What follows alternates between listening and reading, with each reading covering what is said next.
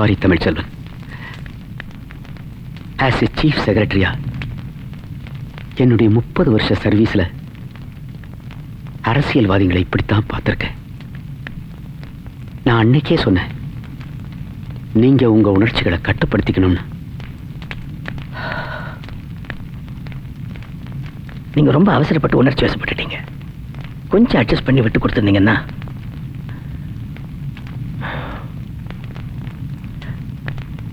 I'm sorry Tamilselvan.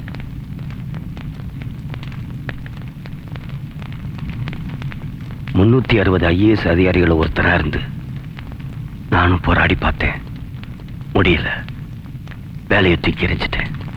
மானத்தையும் மனசாட்சியும் விட்டுட்டு தப்பான வழியில சொத்து சேர்க்கவா? எங்க அப்பனும் எங்க ஆத்தாலும் என்ன கஷ்டப்பட்டு படிக்க வச்சு IAS ஆக்குனாங்க. நானும் சோத்துல உப்பு போடாம சாப்பிட்டிருந்தா JJ நகர்லயும் ஊட்டியில எஸ்டேட்டும் நீலாங்கரையில பங்களா வாங்கியிருப்பேன். நீங்க எல்லாம் ஊழல் பண்ணி சொத்து சேர்த்து வச்சிருக்கீங்களே, அது உங்களை காப்பாத்து, உங்க வருங்கால சந்ததிகளை காப்பாத்தாது, உங்க பிள்ளை குட்டிகளை காப்பாத்தாது. ஏன் இன்னும் நீ சேர்த்து வச்சிருக்கீங்க ஆயுத கலாச்சாரம், ஆசிட் கலாச்சாரம். அந்த காலத்துல எல்லையில தான் குண்டு வெடிச்சாங்க.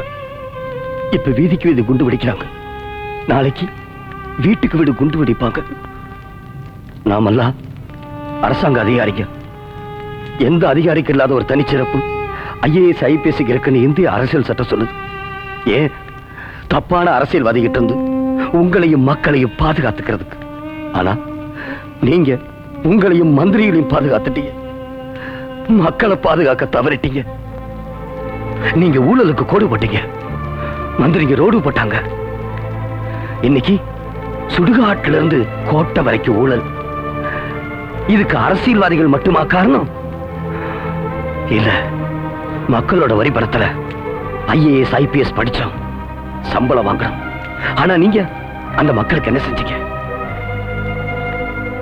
ஒரு காக்கா அடிபட்டா கூட அந்த இனமே ஒண்ணு சேருது. ஒரு நேர்மையான அதிகாரி அடிபட்டா பார்க்க வரதில்ல, கேட்க வரதில்ல. பயம், உயிருக்கு பயம். தப்பு பண்ண அரசியல்வாதிகளும் அதுக்கு துணை போற அதிகாரிகளும் ஜெயிலுக்கு போக மாட்டாங்கிறது அந்த காலம். இப்போ அந்த ஜெயில் மக்கள் சக்திக்கு ஒரு பொறி போதும். தீ, மக்கள் சக்தி எழுக தீ.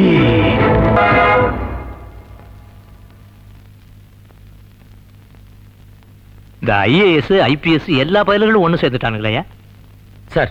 ஒவ்வொரு டிபார்ட்மெண்ட்லயும் ஒவ்வொரு ஊழல் ஃபைல்ல 10-20 ஆபீசர்ஸ் கையெழுத்து போட்டாங்க. இப்ப அதையெல்லாம் எடுத்துக்கிட்டு தமிழ்ச்செல்வன் தலைமையில கவர்னர் மாளிகைக்கு ஊர்வலமா போயிட்டு இருக்காங்க சார். நீ ஒரு IAS ஆவது மிஞ்சினிய. யாரு இவனா? ஏயா நீ ஐஏஎஸா? கண்பன் ஐஏஎஸ்ங்க, கட்சிக்கார பையன். அது என்னங்க, பொது ஜனங்க, மாணவருங்க, அதிகாரிங்க எல்லாம் ஒண்ணு சேர்ந்துட்டாங்க. எல்லாம் நீதி நேர்மை. ஆனா இந்த ஜெனரேஷன் ஜனங்கள்லாம் இந்த நீதி நேர்மை எல்லாம் பார்த்தது இல்லையா? அதையெல்லாம் ஒருத்தங்கிட்ட நேரடியா பார்த்த உடனே டென்ஷன் ஆகி எல்லாரும் அவங்க கூட சேர்ந்துட்டாங்க. அப்ப நம்மளும் அவங்கள மாதிரி திருந்திடலாங்கிறியா? திருந்திட்டு சோத்துக்கு அந்த கவலை தானே எனக்கு. அதுதானே நான் சொல்லிட்டு இருக்கேன். இதை பாருங்கண்ணா, 4-5 IAS ஆபீசருக்கு கையெழுத்து போட்டு நம்ம ஆட்சி ஒண்ணு கலைச்சிட முடியாது.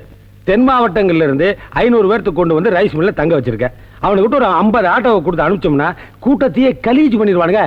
பூக்கடை நடராஜே, நடராஜே தலைவரே. தலைவர் எங்க இருக்காரா?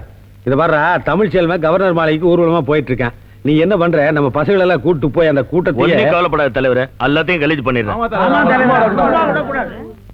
ஏயா வெடிமுற்று, ஏதோ கலீஜிங்கிறானே, என்ன அர்த்தம்? கலீஜிங்னா கலைத்தல்.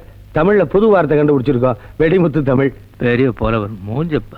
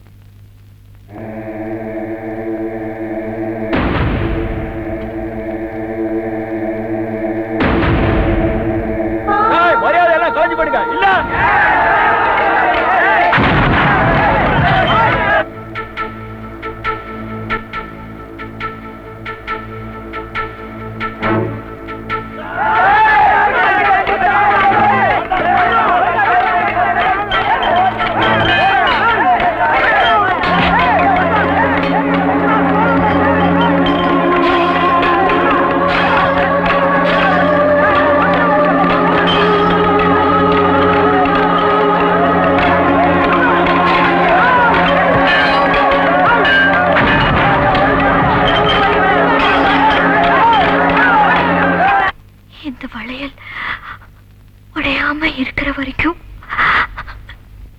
என் உசுறு உங்களை சுத்தி சுத்தி வந்துகிட்டே இருக்குங்க.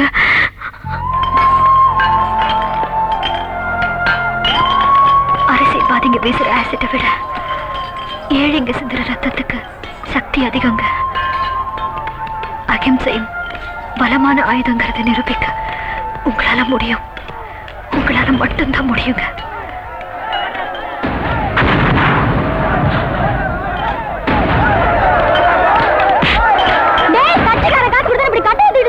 படுவாவி நீ எல்லாம் புருஷனா?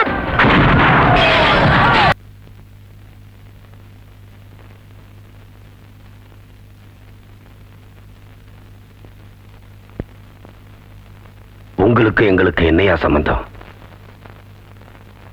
எதுக்காக இவ்வளவு ரத்தம் சிந்த வைக்கிறீங்க?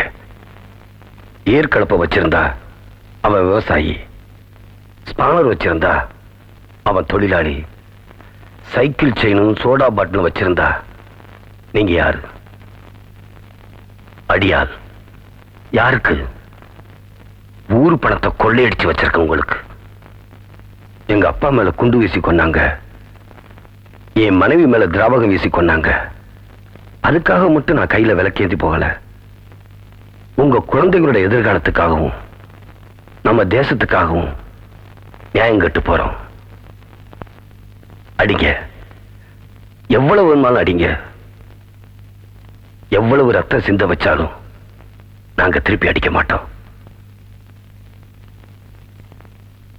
அடிங்க.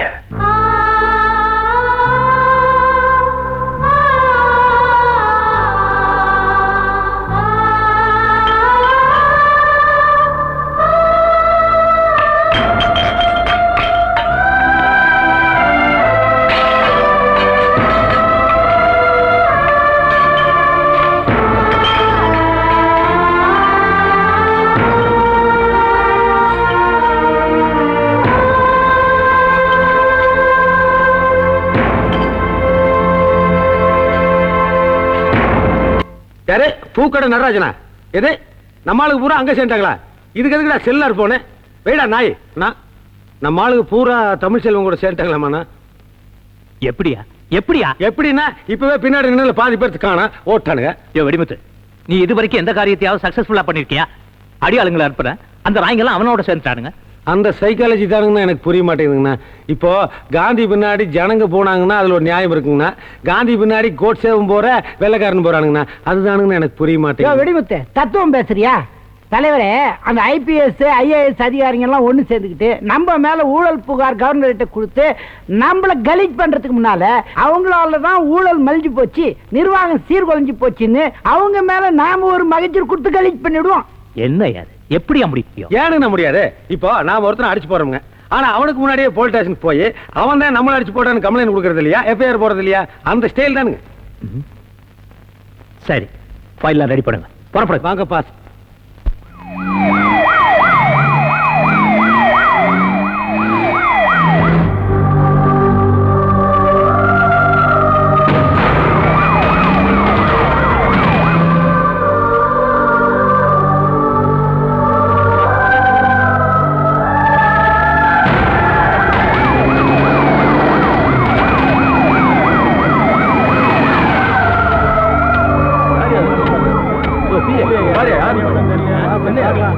ஏடா சிஎம் மண்டியில் உட்கார்ந்து எவ்வளோ பாதை மறிச்சுவேன் பைத்தியர பையல. எந்த ஊரா நீ? எந்த ஊரு? மன்னிக்கணும் சார், எதுக்கு? தமிழ்ச்செல்வன் தலைமையில ஜனங்கள் தங்களுடைய குறைகளை சொல்றதுக்கு கவர்னரை பார்க்க போயிட்டு இருக்காங்க. என்னையா விவரம் எல்லாம் பேசிட்டு இருக்க? ஜனங்களுடைய குறையை தீர்க்கிறது தான் இவர் ஜெயிச்சு சிஎம் ஆயிருக்காரு, நான் எம்எல்ஏ ஆயிருக்கேன். ஏதா இருந்தாலும் பேப்பர் இங்கே வாங்கிட்டு அப்படியே கட் பண்ணி ஜனங்களா. மன்னிக்கணும் சார், அப்ப இருந்த நிலைமை வேற, இப்ப இருக்கிற நிலைமை வேற. என்ன விவரம் எல்லாம் பேசிக்கிறதால? அப்ப என்ன நிலைமை, இப்ப என்ன நிலைமை? என்ன புரட்சி பண்ணிங்களா சார்? இதுவரைக்கும் நீங்க கார்ல போகும்போது மக்கள் காத்துக்கிட்டு இருந்தாங்க. இப்ப மக்கள் ஊர்வலமா போகும்போது மந்திரிகள் நீங்க காக்குறதுல தப்பே இல்ல சார். யோ டிஜிபி, சட்டம் படிச்ச எங்ககிட்டயே சட்டத்தை பத்தி பேசுறியா? ஏன் முன்னாடியே எம்எல்ஏ மந்திரி எல்லாம் அவமானப்படுத்துறீங்க? என்னையா? மன்னிக்கணும் சார், இன்னைக்கு நிலைமை அப்படி. நான் என் கடமையை தான் செய்யறேன். இன்ஸ்பெக்டர். என்ன கடமை அந்த மட்டும் பேசிட்டு நீங்க சும்மா இருக்கீங்க? ஆட போங்க.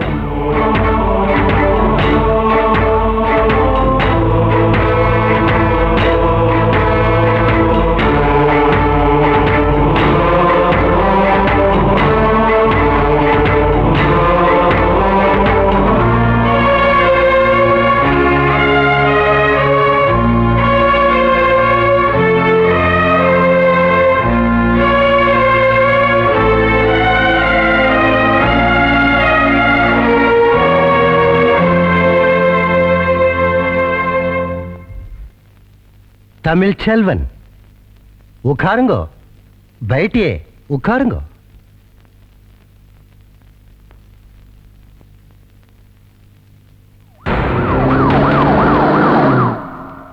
இதுல சம்பந்தப்பட்ட அத்தனை ஃபைல்கள் இருக்கு. अच्छी बात है எல்லாமே எனக்கு தெரியும் நான் கேள்விப்பட்டிருக்கேன் வணக்கங்க. நமஸ்தே बैठिए Call from President's office. Excuse me, sir. Yes जी हाँ जी हाँ जी जी யோ என்ன சொல்றாரு? கவர்னர் உரை இந்தியில இதுக்கு தான் இந்தி 4 எழுத்து படிங்கன்னு சொன்னாரு. सब समझ गया आप घबराए नहीं सब ठीक हो जाएगा जी हाँ கவர்னர்ஜி, இந்த ஸ்டேட்ல ஐஏஎஸ் ஐபிஎஸ் பண்ற ஊழலும் அதிகார துஷ்பிரயோகமும் ரொம்ப அளவுக்கு அதிகமாயிடுச்சு. ஆனா கவர்னர்ஜி ஜனங்க என்ன நினைக்கிறாங்கன்னா எங்க கட்சிக்காரர் தான் தப்பு பண்றதா நினைக்கிறாங்க. இதனால நம்ம கட்சி பேர் கெட்டு போகுது இல்லைங்க. எனக்கு புரியுதுங்க. புரியுது இல்ல நமக்கு இந்தி நகி மாலுங்க. பரவாயில்ல தமிழ்ல சொல்லுங்க அவ்வளவுதானுங்க முடிஞ்சிருச்சு. கவர்னர்ஜி, இந்த ஃபைல்ல தப்பு பண்ண ஐஏஎஸ் ஐபிஎஸ் எல்லா ஃபைலுடைய லிஸ்ட் இருக்கு. அவங்கள சஸ்பெண்ட் பண்ணி நடவடிக்கை எடுக்கிறதுக்கு நீங்க ஒப்புதல் தரணும். இல்லைன்னா நாட்டுல அராஜகம் ஜாஸ்தியா போயிடுங்க. மிஸ்டர் தட்சிணாமூர்த்தி ஆர்டிகல் 356 படி உங்க கவர்மெண்ட் ஜனாதிபதி டிஸ்மிஸ் பண்ணிருக்காங்க. இப்பதான் ஃபேக்ஸ் மெசேஜ் வந்திருக்கு படிச்சு பாருங்க.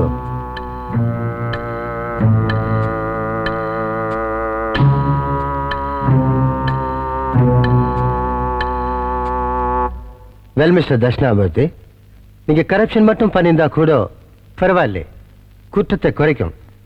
பட் நீங்க கிரிமினல் ஆக்டிவிட்டீஸ்ல ஈடுபட்டிருக்கீங்க.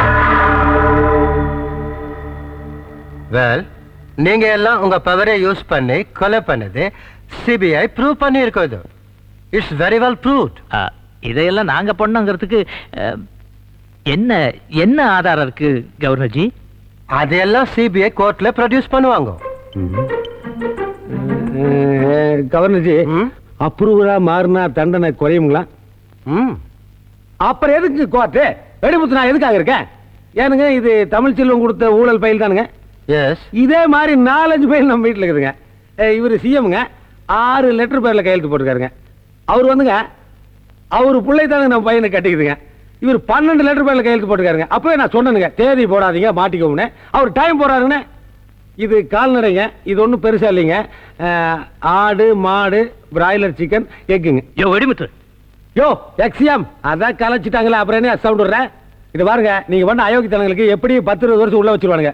நான் ஒருத்தனாவது அப்ரூவரா மாறணும்னா ஒரு 4-5 வருஷத்துல வெளியில வந்து கட்சியை காப்பாற்ற வேணாமா? நானே பொதுச் செயலாளர். கவர்னர்னா नेक्स्ट इलेक्शन में हमारा पार्टी 4 सीट अलायंस कंफर्म जी. தமிழ்ச்செல்வன் தமிழ்ச்செல்வன் தமிழ்ச்செல்வன் தமிழ்ச்செல்வன் தமிழ்ச்செல்வன் தமிழ்ச்செல்வன் தமிழ்ச்செல்வன்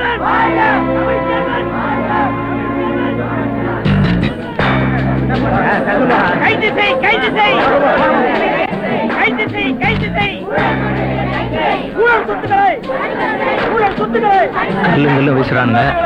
சீக்கிரமா டிரைவர் வண்டி எடுத்து சார் ரூட்டை கொஞ்சம் கிளியர் பண்ணுங்க சார், நான் வீட்டுக்கு போகணும். Sorry sir, you are under arrest. இந்த வேன்ல ஏறுங்க. இந்த ஆமாய்யா. வண்டியா அண்ணா? நம்ம கவர்மெண்ட்ல தான் இவங்களுக்கு மாறி ஜிப்சி கொடுத்தோம். என்ன நாய் வண்டியில ஏத்துறானுங்க? ஒன்னாலதான் இந்த நிலைமை. இவனை கழுத்து நடிச்சு கொல்லுங்க. நீங்க ஏன் சார், சாப்பிடுறீங்க? பாத்தீங்களா உங்க முன்னாடியே கழுத்து வச்சு கொண்டாங்க சார். ஒரே வேன்ல ஏத்துறீங்கன்னா வேன்ல ஏறுங்க சார். ஒரே விட்டு ஏறுங்க என்ன? சார் இந்த வேன்ல ஏத்தாதீங்க சார். நான் வந்து மந்திரி, எனக்கே இந்த வண்டி தான். ஆஃப்டர் ஆல் எம்எல்ஏ ஏறடா. ஏக்கா போடா. மக்கள் சக்தி மகத்தான சக்தி. தலை வாங்குறேன். நாமெல்லாம் தீக்குச்சிகளா மழையிலையும் பனியிலையும் நனைஞ்சு நனைஞ்சு நமத்து போயிருந்தோம். இப்ப காலம் மாறி போச்சு.